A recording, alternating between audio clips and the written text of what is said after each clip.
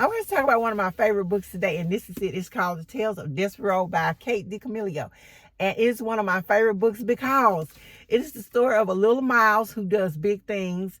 He is not like other mice. And I did a video earlier about being different and how it was okay to be different. And so Despereaux was different. He was completely different. He was not like other mice. He liked to read stories. He liked to imagine that he was a hero.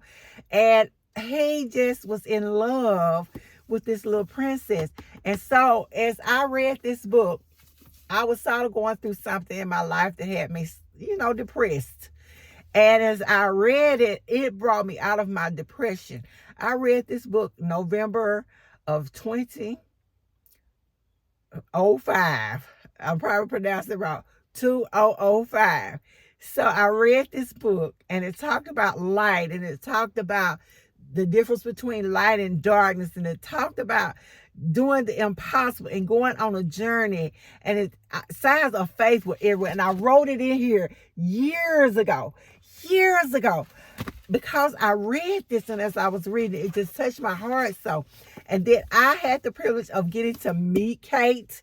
I met her, and this is not the copy, but I do have an autographed copy of this book that she signed for me. And I was telling her, I just couldn't help but tell her about my experience with her book, and I was crying. She probably thought I was crazy because I was an adult and I had children. But as I read this book, it just touched my heart so deeply, and it touched me even in a spiritual way. And I recommend this book to anyone to get. And it's on my list of books for spring.